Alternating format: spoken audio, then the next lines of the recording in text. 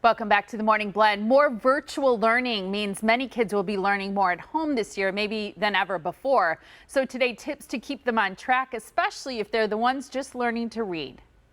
Carol Barrowman is an author, book reviewer, and English professor at Alverno College, and she's here with a back-to-school book club idea for young kids. Good to see you, Carol. Hey, Carol. Good morning. Hey, how are you both? Good. How are you? What did you think about our voracious readers? You're one of them.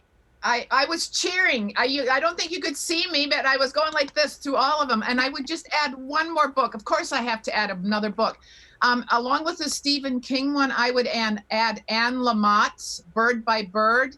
Every good reader, every good writer I know has read that book. And it's also life tips about being all the things you talked about. And I've never even heard of it. I'm so glad you recommended it. I just have to say really quick, unrelated, your hair looks fantastic. I know I knew you were going to say that. It looks great. I'm all about the hair because now I feel like I have two blondes in my life. But Carol, your hair, I know you were letting it go a la natural and it was a process for you. I think it looks phenomenal. Thank you so much. I know some of our viewers have seen my parents on screen before, and they both have very white hair. So when I finally decided at 60 I had enough of dyeing my hair, I knew it would be white, but I'm actually really kind of liking it myself. I love it. I think you look platinum. I do. I think it looks blonde. Yeah. I think you're having more fun. I am. I'm exhausted. I'm exhausted. All right, let's go ahead and get into our topic. Let's break it down. Yeah, let's talk about it. We know our kids well, but I think you make such a great point that while we know them as people, we don't necessarily know them as learners. Yes, and I guess we all kind of know that a little bit instinctively, but some of these tips I asked my daughter Claire about, and she teaches third grade in Minneapolis at a school, Eagle Ridge Academy, and she just said, we just don't always know the way they are as learners. And so talk to your teachers, the teacher they had last year, the teacher they might have, whether it's virtual or not this year. Find out ways that your teachers figured out that the young person in your life learns, and what are the kinds of things, the tricks, the processes that they have. And don't be afraid to call them. We're all overburdened, and especially teachers right now, but they love to talk about your kids, and this is a way to partner with them even more. So please, and it doesn't even have to be the teacher they're going into this year. Talk to the teacher last year. She knows or he knows your child really well as a learner. I love that you say you can't do it all, but if you can focus on just a few things, then focus on math and reading.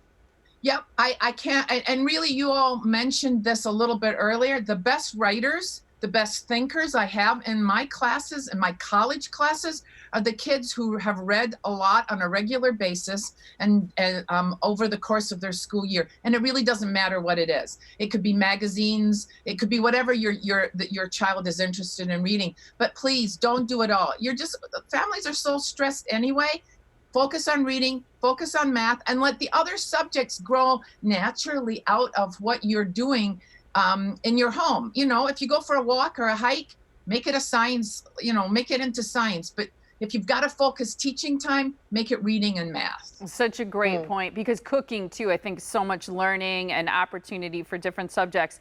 I think a lot of parents are freaking out about grade level, whether it's high school or it's even first grade, because I think you learn half the world in first grade. But right? I think this is a big sticking point for us right now with all the virtual learning. Forget about it. I forget about almost every teacher I know, whether it's at the college level or the teachers in my life at the younger grades, don't fret about grade level. If you think about it, we made up those grade levels anyway. It's not like they're written in nature. We made them up. So cut yourself some slack. If your child feels like you're falling behind a little bit, you'll catch up a little bit next summer, or you'll find ways with your teacher next year, if you do get to go back full time next year, to catch up. I think it's worse for you and your family if you're fretting about trying to keep them meeting standards. You're all going to go nuts.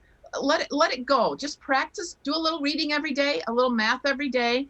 Make it fit into your family's schedule, and you'll all be emotionally better, not just better teachers for your kids. Love it. Okay, I want to get into the books that you're recommending so we don't run out of time here. Yep. This first one is Bob's Book Collection, and this is by Bobby Lynn Maslin. And that's where the Bob comes from. She was a teacher for 20, 30 years, and she created this book to help kids read.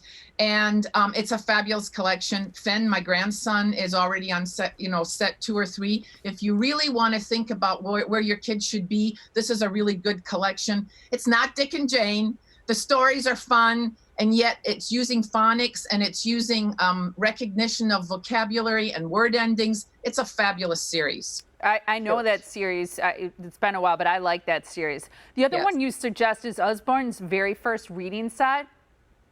Here's what I love about this one, and Usborne books are fabulous anyway. They're beautifully made. But here's what I love about this one. There's a little paragraph that the adult reads and a little paragraph that the child reads. And you know me, I think everybody should be reading aloud to each other no matter how old they are. So this lets you practice reading, but also get that bonding time with your child. It's a great book. It's a great series. Cute. As a kid, I liked those that came in like the little box sets, like Sweet 16. That was something I just enjoyed like having tangibly, so cool. Right. And usually the box is great too. Yeah. All right. The next one is Itch. Everything you didn't know about what makes you scratch. I thought of you for this one, Tiffany. Sounds good. I like it. Right, because kids at a very young age, kids make it very clear they only want fact books. And fact books are so huge right now. And this one is great. I put it in the grossology category because there's a lot of gross things in here about what makes us it. But if you're looking to do reading and science at the same time, this is the book for you. It gives them a little biology, a little history. Plus it's gross. Yeah, plus it's gross. It's perfect for Tiff. I think about my son always saying, I want true fact books. Okay, last one real quick, Carol. Let's Make Comics. Well, as a comic creator myself, I love this book, and it's done as worksheets, and they're very engaging and very entertaining, so they're not repetitive, and your kids will love them. It teaches them how to write, how to draw, how to put their drawings into panels, how to create dialogue. It would be a great way if the adults in the house have a Zoom meeting, give the kids and tell them to create a comic for a couple of hours. It's a great, great book. Okay, you say that one's 5+, but could you give that to older kids too, or no? Absolutely. And then a way I put the 5 and the plus there because anybody could use this book. It's a great book. Great book. I love it. That was a great question too, Tiff. Carol, you look fantastic. We actually need a new picture of you for our closing graphic. Can you get that to us? Yeah. I will get it to you right away, and I'll take it of me having lots of fun. Now that you're blonde, like Tiff. All right, here's the deal. People can get in touch with you. Carol's so great about responding to people. She's got great blogs and a whole lot more going on. And we need that new picture. Her hair's a lot longer, too. Go to carolbarrowman.com. She's all over social media, too, so you can track her down somehow.